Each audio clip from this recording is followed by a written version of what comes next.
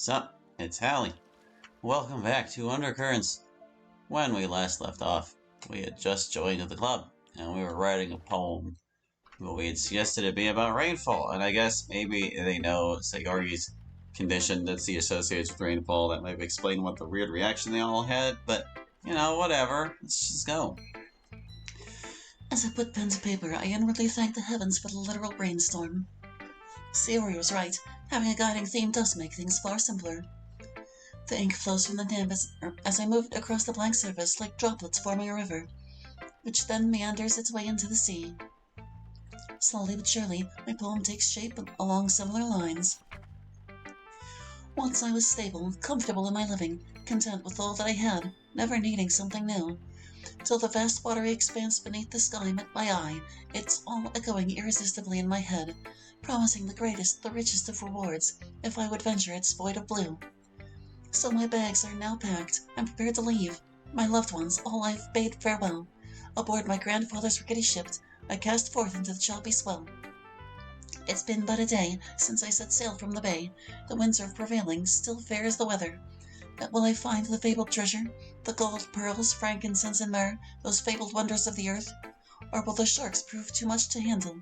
Will storms and waves swamp my humble craft? Might all that awaits me be suffering and pain? That old vicious cycle may commence again. Should I have departed into the uncharted? Only time will tell.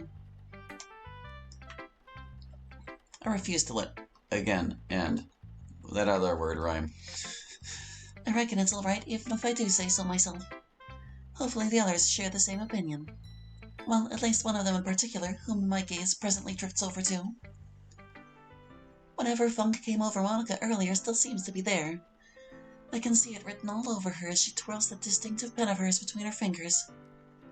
For a moment, I consider approaching her to see if I can help, only for something to happen. With a sudden effort, she straightens up in her seat and stops fidgeting, her face purposeful. Looking much more like the star student that she is, she commits line after line to the paper, almost with nary a beat, and finally with nary a correction. It's impressive to watch. When she's finally done, she pauses a moment and draws a small sigh, before flashing me a gorgeous smile, as if reassuring me that all is well. Darn, did she know that I was watching her all this time, while out of the corner of my eye? In retrospect, I shouldn't have expected anything less, really.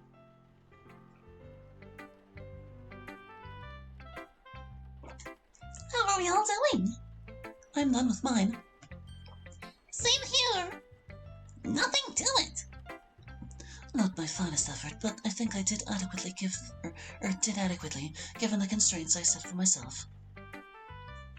I swear I have the best club members. They're so sporting, so talented. All right, let's divvy our poems up and start guessing who's written them. With that, she collects our sheets of verse. Carefully folding them to keep their contents concealed, she shuffles them once, twice, thrice, before handing them back to us at random. I unfurl and carefully scrutinize what I've received. Who might its creator be? I'm pretty sure that's Sayori's handwriting, but let's see. Or is it Yuri's? It might be Yuri's. I'm like trying to recognize the font. I'm pretty sure it's Yuri's. Bent and broken, I trudge the tear-stained trail, through swampy fens and treacherous bogs. In my ears echo forgotten voices, untold feelings, last words uttered but as surely as a curse. Echoes of painful screams pierce my numbed mind, born from the poisonous fog of forbidden recollections, the toxic miasma of the far-from-dead past. But lo, at long last, a sight for rheumy eyes, the unsullied banks of a pristine stream, dispelling my nightmares, a wondrous dream. The river Lethe, she tenderly beckons, and into her cold depths my tortured soul plunges. In her sweet waters, I blissfully forget this wretched existence of sorrow and deepest remorse. Perhaps this tributary, flowing free, will convey me to the glimmering ocean, where the polyphonies of Nereus' daughters reverberate through treasure-strewn caverns, far beneath the turbulent waves. Yeah, it's definitely Yuri's. I can barely read it. But all I do is sink, sucked under, as a stone, final breaths leaving my lungs, for all of my sins atone. Yeah. Yes, MC, that's correct. I must ask, how did you know? Well, I've read some of Monica's writing prior, and it didn't fit with her style. It definitely sounded too grim to be Sayori, either. Was that your stifling and amused smile at that last line? I have to admit, though, that what I really gave it away was the mood. Gothic stories tend to convey that. Part of me braces for impact as I finish, but much to my relief, Yuri is far from displeased. That's very perceptive, a move worthy of Dupin himself. You must be one for power to be or the like. To recognize that theme, I'm surprised. Not in a bad way, of course. She fiddles with her hair. No problem, I know what you mean. She's a fan of Gothic literature. Shoot, maybe I should have brought my collection. I thought it'd be too crass for a literature club. I grinned softly to myself before returning Yuri's gaze. It's a pleasure to find somebody else who appreciates his work. The rain comes to an end, and with it the poetry game. It's a testament to the girls' experience as literature aficionados that they managed to correctly identify my poem almost right off the bat. Sure, their reception towards my writing is favorable on the whole, and I'm grateful for that. Every bit as good as what you showed me yesterday. Poetry and storytelling. Quite the all-rounder, aren't you? New horizons, fresh vistas, full of exciting possibilities, themes that make for an inspired piece. Looks like you found your voice is older too, Molly. I'm so glad. It's not bad, I guess. Could be a little lighter on the fancy schmancy wordplay, but otherwise not bad. But their ability to pick me out just like that, as well as their nuanced critiques, leaves me humbled. If I can eventually become half as good as them in those departments, perhaps I'll be able to properly fit in and call myself a worthy member. Perhaps. But regardless, Monica appears to have something else in store for us now, so I prick my ears up and pay attention. That was a fun little diversion, wasn't it? Now that we've all exercised our brain cells for today, how about we kick back and unwind with a bit of free reading? The others collectively nod, and I'm more than amenable myself. Everyone moves off to their own sections of the club room. As her gaze falls upon the title of the book I retrieved from my bag, Monica's expression changes. An entire range of emotions seems to flow through her pretty features within the span of just a few seconds. Recognition, wonderment, possibly even a note of sorrow. When her smile eventually returns, it's not the same as it previously was. It's now tinged with wistfulness, bittersweet. The lingering suspicions I had yesterday are brought to the fore once again. And this time around, I cannot help but voice my concern. Is everything all right, Monica? Just pleasantly surprised is all. I didn't think I'd ever find anyone who also appreciated Mishima. Again, I'm not sure if there isn't more to this. But in the interest of dispelling any awkwardness and keeping things positive, I bite. Well, there's certainly plenty to appreciate. Monica inches closer. Her body language conveys an air to her I've never seen before. An air of vulnerability. Do tell, I'm all ears. Shrugging aside my bemusement, I oblige her. He really knows how to paint a tragic picture. I don't think I've ever encountered a more tortured, repressed individual in any work of literature than poor Ko-chan here. Monica nods solemnly. It's difficult enough to bear one's true self in this day and age. I can only imagine what it must have been like back in the 40s. Such a hypermasculine period in time, what with the war and all that. And yet, that's precisely what Mishima managed to do with this book, bear himself. Her smile broadens, if only for a moment. You figured it out too, huh?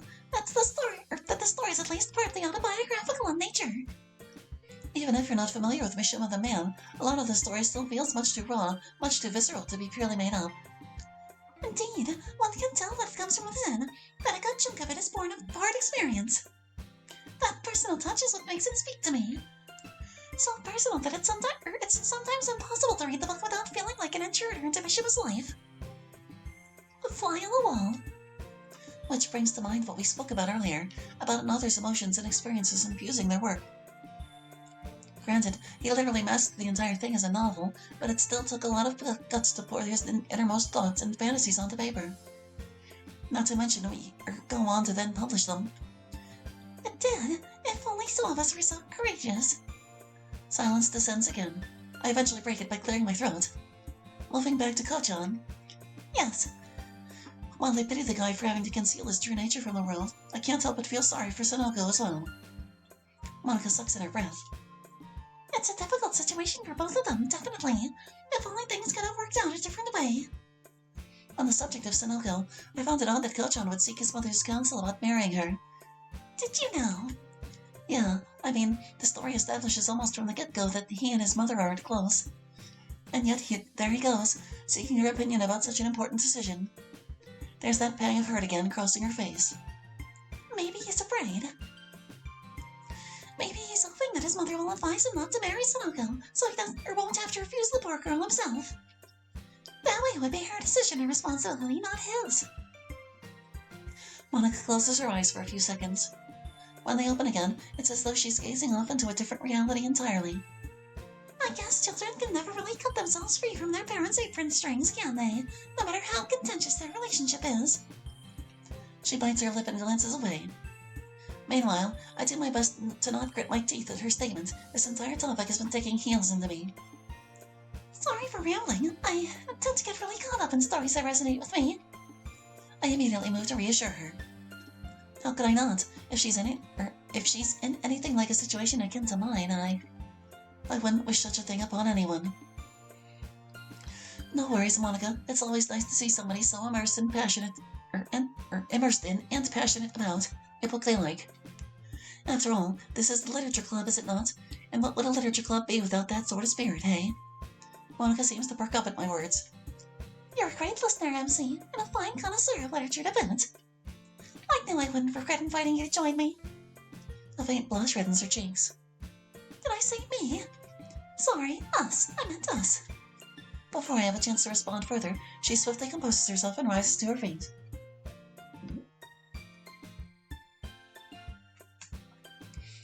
Okay, everyone. Everyone's attention is brought to Monica. Club time is about to come to a close. Has everyone had fun today? Reading is always a pleasing experience, so I'd have to say yes. Yep, I'm looking forward to tomorrow. Ooh, what'll we do next club meeting? No, Sayori, that's a question for tomorrow. Aww. That said, if everyone's satisfied, we can conclude today's meeting. Everyone gives a collective series of nods. You know, I'm not sure I noticed before, but I'm pretty sure they shortened Natsuki's hair. Wasn't it usually shoulder length? Everyone begins a collective series of nods, begins packing up their bags, and leaving the clubroom. Oh, let me see. I pause halfway out the door. Monica's behind the teacher's podium, cleaning up the rest of the club's materials. Yes, Monica? Well, if you visited us today and officially become a member of our club, I'll be adding you to our group chat. It might take a little while, though, since... Extracurriculars and stuff like that, right? I get it. I'll keep my eyes out. Monica nods her head, relieved at having not to explain herself further. Take care. She smiles and waves. I return her gesture and leave the clubroom.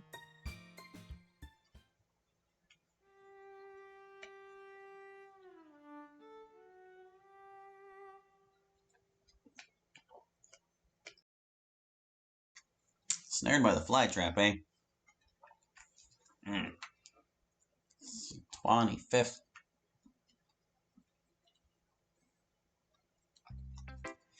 After regular activities, we relax into our individual spots for some relaxation time. Finding it a little difficult to focus, I look around to see what everyone else is up to. Yuri seems to have slinked off to enjoy a book. Natsuki is glancing up at me suspiciously from behind a manga, and Sayori is writing something. That's kind of an odd way of portraying that, but okay. Monica is looking rather lonely, actually. A bit out of character. I decide to check on her. Hey, Monica, are you okay? She snaps out of her reverie. Yes, I'm quite fine. Her face returns to a smile. A slightly fake smile. Great, because I wondered if you wanted to read or write together. I'd like that. I really like that. So, which one? Whichever you prefer. Considering she showed me that work of hers from day one, I think we should write some more. Let's write something. Okay then, what, a poem, a story? I think you should choose this. The normally take charge Monica is coming across as strangely passive today, further reinforcing the notion that something isn't quite right in her world. She's usually in the hot seat all the time, making decisions, dictating policy. A stressful role, to be sure. Perhaps what she needs is a little break from that. If so, I'm more than willing to take the reins and ease her load, have her not be burdened by the pressure of choice for once. Okay then, we'll write a small story. Her face brightens. It feels remarkably good to help her a little. I should try to help her more often. It's the least I can do.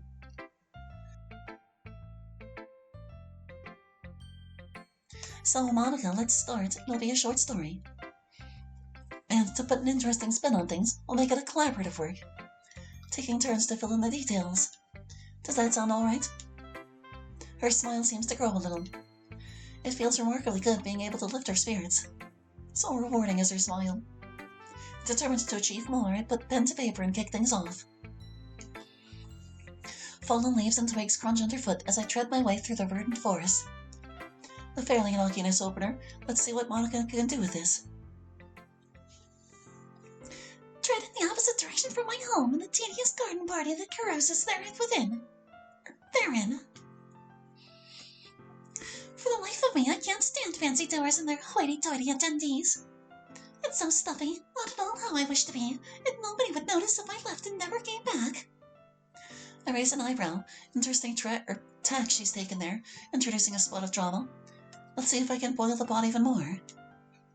Finally, being able to breathe, both literally and figuratively, is so amazingly liberating. I pause in my tracks to take in the beauty of my surroundings. To be at one with the splendor of nature, so at odds with my usual dreary habitat. And then I suddenly realize that I am not alone. A slight shudder emanates from above me. I spy some small rodents scurrying. Squirrels. I see them scurrying. They seem to be climbing downward, towards me. With a mixture of curiosity and amusement, I watch them approach, and allow them to swarm all over me, engulf me in a mass of warm, furry bodies, and eventually carry away with the combined strength of their entire pack. I am just as curious and amused as our fictional protagonist at what direction the story has taken. Monica's really into it, her brooding mood from earlier practically absent now, replaced by an impassioned, almost feverish intensity as she expands upon our tale. I decide to let her take over and see where this ultimately leads. Through thickets, copses, and spinneys they scamper, an undulating mobile carpet, soft and fuzzy, upon which I lie, completely abandoned to their minuscule machinations, feeling nothing but the most unusual euphoria. The euphoria of relinquishing control and just letting it all take me. At long last, we arrive at our ultimate destination. The glade is spacious and lush, ringed by a dozen majestic trees, their multi-hued deep blooms carpeting the floor in a dazzling riot of color. Upon a marble slab at its very center, they place me, and proceed with absolute gentleness to peel away my skin. I feel no pain whatsoever as they dehusk me, as they might do with one of their acorns. Instead emerging from what they have discarded, lighter, radiant, and winged, like a butterfly from its pupa, reborn anew. Gratefully petting them as I descend from the day. I forget how to pronounce that. Is it dice? I can't remember. I rejoice in my new form and surroundings, twirling and pirouetting amidst a rainbow of petals. Out with the old, away with the shackles of etiquette, decorum, and rules. This is my home, and I am here to stay. By the time Monica has brought the story to its conclusion, there's a faraway look in her eyes, peaceful yet contemplative at the same time. While not the peak of cheerfulness, it's certainly a sight better than how she was earlier. For my part, I'm pleased that she looks improved. But what she's written has also left me nothing short of astonished. That's quite the yarn. I can't say I've ever had the privilege of reading anything quite like it. Oh, no. Oh, I'm so sorry, MC. I didn't give you the chance to contribute further. God, I'm no better than our protagonist, am I? Letting myself get carried away just like that. Not to worry. I love watching a talented writer immerse herself in her craft. You wrapped the whole thing up far more neatly than I ever could, so I'm hardly complaining about your taking over. You're too kind, seriously. Just being honest, just laying it all bare. Speaking of laying things bare, mind telling me what this is all about? It's beautifully outlined, don't get me wrong, wonderful imagery and all that, but whatever meaning there is in there, it's lost on me. I must confess that I'm not being entirely truthful here. From what I can see, my earlier suspicion that Monica wishes to relinquish the responsibility of control every now and then is quite likely correct. That her desire for this has manifested in her writing. But I guess I just want to hear some confirmation from her lips. I want to know that I have a handle on this girl who is just as enigmatic as she is gorgeous. Monica's smile, while no longer as artificial as it was previously, is a tad crooked nonetheless. Oh, it's just my fetish to get picked apart by squirrels. I mean, it's quite open to interpretation, I suppose. Perhaps it's played entirely straight and should be taken entirely at face value. A fantastical account of being abducted by woodland animals and magically metamorphosed into someone or something completely different. Or perhaps one can go a little deeper and regard it as a metaphor. A metaphor for emancipation, for release. Not quite a slam dunk, but close enough. I take that as my cue and wade into her with another observation that has just come to mind. And maybe transcendence too? Monica looks at me with pleasant surprise. Maybe transcendence too, yes. Shrugging off an undesirable facade and soaring off into an elevated state of being. Or maybe this story just reflects the fact that I'm a nut. I raise an eyebrow, but don't question her. Perhaps she is nutty, but she is certainly just as sweet. I go to place my hand on her pen, and she raises a delicate finger to her lips and shushes me. Well, let's just let ourselves concentrate on writing. I look into her eyes and see a rather mossy shade of brown reflected where they catch the light. Just like the hazelnuts she wrote about. Must we? Yes, sorry. I know you probably wanted to spend today with Yuri or someone. I meant because I wanted to spend longer with you. Because I want to. She blushes, a little surprised by my sudden statement. I promise I enjoy being with you. She looks somewhere between laughing, crying, and pain. As if incredulous but unconvinced. Monica, do you not believe me?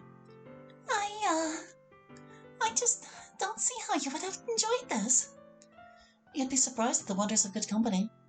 At that, almost imperceptibly, the tide seems to turn. The seething emotions undoubtedly churns beneath Monica's exterior. They appear to slowly settle. Her skepticism dimming a shade or two. Is skepticism spelled with a C in Britain? I know, I've noticed they've had a lot of British English so far, but I actually don't know. Monica's lips apart, as though she is on the verge of mouthing something less self-deprecating. Something that might further strengthen this tenuous connection we've forged. Unfortunately, the abrupt interruption of a silenced cell phone's vibratory buzz shatters the improving ambience. And just like that, the moment is frustratingly lost. Shoot, it's mine. I'm so sorry, MC. I'm going to have to take this.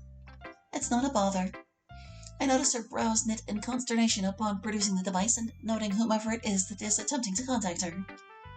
She swiftly rises to her feet and traverses the room to its far corner as she responds to the call. The immediate explanation for this behavior that runs through my mind is that she doesn't wish for background noise to interfere. Yuri and Natsuki are engaged in a rather heated discussion after all, with Yuri frantically attempting to mediate. But for the briefest moment, I find myself wondering if it's because she doesn't want anybody to overhear.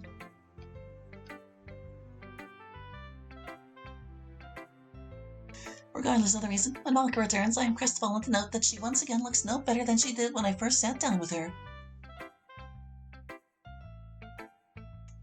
All my efforts at cheering her up undone by a single phone conversation. What the hell could it have been that so thoroughly removed the wind from her sails once more, just like that? To her credit, she shrugs her discomfort aside and makes a courageous effort to address us as she normally does towards the end of every club session. It's been great as always, everybody. Productive discussion, tantalizing viewpoints, amazing artistry all around. Sadly, I won't be able to partake in the rest of it. I've got something I need to urgently attend to. If you could do the honor of wrapping things up, Sayori, I would be most grateful. Good old Sayori, despite being frazzled from having to keep Yuri and Natsuki at bay, immediately snaps to attention. Of course, Monica, you can count on me. You're a champion. See you tomorrow, everybody. I'll try to not let things get in the way then. Do take care, Monica. Yeah, don't stress about it. You sure we can't, lend a hand? An arm and a leg might be more accurate. And I wouldn't wish that upon any of you. The others and myself can't tell if she's joking or otherwise, with that jarring laugh, or somewhat jarring laugh. Yuri, Sayori, and Natsuki eye each other with a mixture of confusion and nervousness for a moment. Then, they clearly, collectively decide to leave it at that, and return to their tasks in spite of whatever doubts they harbor. Not me, though.